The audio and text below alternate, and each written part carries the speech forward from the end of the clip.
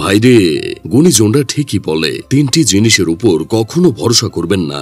এক, ব্রেক ছাড়া গাড়ি; দুই, নদীর পারে বাড়ি; তিন, রঙিন চুলের নারী। আপনারা তো কম বেশি সবাই এই পাপাকি পরীটাকে চিনতে পেরেছেন, তাই না? বয়স নাকি এখনো 18 হয়নি, কিন্তু তারপরও তার যৌবনের ধাক্কায় একটা ছেলের জীবন চলে গেল আর কয়েকটা ছেলের জীবন নষ্ট।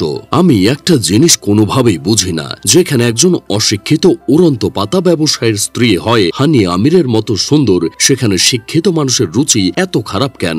যদিও মুখের ডিসপ্লের উপর কারো হাত নাই, তারপরও বলতে ইচ্ছে করছে এই মাইয়ার যেই না চেহারা, কুত্তা দেয় না পাহারা। এই মাইয়াকে নিয়ে দুই পোলার কামড়া কামড়ি। ভাই, তোরা সময় থাকতে যদি রুচির চিকিৎসা করাতে, তাহলে তোদের আজ এই দিন দেখতে হতো না। প্রেম, প্রতিশোধ আর বিকৃত আবেগের এক চক্রান্তে নির্মমভাবে হলেন জগন্নাথ বিশ্ববিদ্যালয়ের শিক্ষার্থী জুবায়েদ হোসাইন। আর চাঞ্চল্যের বিষয় হলো, সময় ঘটনাস্থলে দাঁড়িয়ে সব দেখছিলেন তারই ছাত্রী বর্জিশ শবনম বর্ষা। শেষ নিঃশ্বাস ছাড়ার আগে জীবন ভিক্ষা ছুঁয়েছিলেন জুবায়েদ, কিন্তু বর্ষার হৃদয় এক ফোঁটা নড়েনি। মঙ্গলবার রাজধানীর মিন্টোর রোডে ডিএমপি মিডিয়া সেন্টারে আয়োজিত সংবাদ সম্মেলনে এমন চাঞ্চল্যকর তথ্য প্রকাশ করেছেন ডিএমপির অতিরিক্ত কমিশনার এস.এন. মোহাম্মদ নজরুল ইসলাম। পুলিশের তদন্তে উঠে এসেছে, টিউশনি করতে গিয়ে বর্ষার সঙ্গে প্রেমের সম্পর্ক গড়ে ওঠে জুবায়েদের, কিন্তু বর্ষার জীবনে আগে থেকে ছিলেন মাহির রহমান নামে আরেক তরুণ। নতুন প্রেমের আগ্রাসনে পুরনো সম্পর্ক নড়বড়ে হয়ে পড়লেও মাহিরকে পুরোপুরি ছাড়তে পারেননি বর্ষা।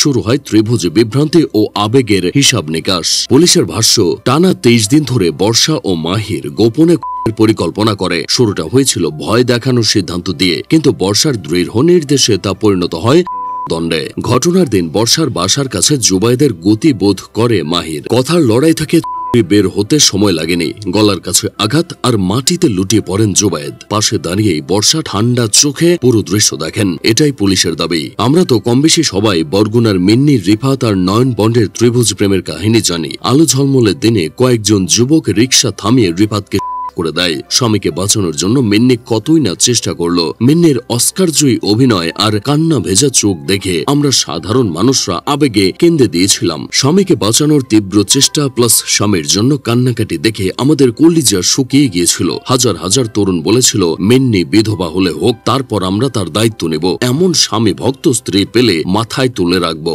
কিন্তু দিন শেষে দেখা গেল আমাদের সেই আবেগের উপর মিন্নি এক পা উঁচু করে হিসু করে দিছে। এই ঘটনার মাস্টার মাইন্ডে ছিল মিন্নি। যারা মিন্নিকে মাথায় তুলে রাখতে চেয়েছিল তাদের কদম জোড়া কান্দে উঠে গেল। এই ঘটনাকে কেন্দ্র করে রায়হান রাফি পরাণ নামে ব্লকবাস্টার সিনেমাও বানিয়ে ফেলেছিল। কখনো বুঝতে পারিনি মিন্নির কাহিনীর সেকেন্ড পার্টে রিলিজ হবে। এখন দেখার অপেক্ষা রায়হান রাফি কবে পরাণ সিনেমার সেকেন্ড পার্টের শুটিং শুরু করে। এই সব দেখে আমার বন্ধু কেরামত বলতেছে, বাংলাদেশে কোনো কিছুই বিশ্বাস করা যায় না। এখন সবাই মেয়েটাকে ঘৃণা করছে। 2 দিন পর দেখা যাবে আরো গোপন তথ্য বের হয়েছে, তখন সবাই মেয়েটাকে মাথায় তুলে নাচবে। ঘটনার মধ্যে নির্ঘাত কোনো কিন্তু আছে, তা না হলে কেউ তো এত বড় স্টেপ নেয় না। আমি অবশ্য কেরামতের সাথে একমত, এই দেশে সবই সম্ভব। যাই হোক, শেষমেশ আমি গোলাম হোসেন একটা কাজের কথা কই, যারা টিউশনি করান তারা একটু বেশি সতর্কতা অবলম্বন করুন। আবেগ প্রশ্রয় দেবেন না। আর অভিভাবকদের উচিত মেয়ের জন্য মেয়ে শিক্ষক নেওয়া আর ছেলের জন্য ছেলে। তাহলে এমন ঘটনা ঘটার সম্ভাবনা অনেকটা কমে যাবে।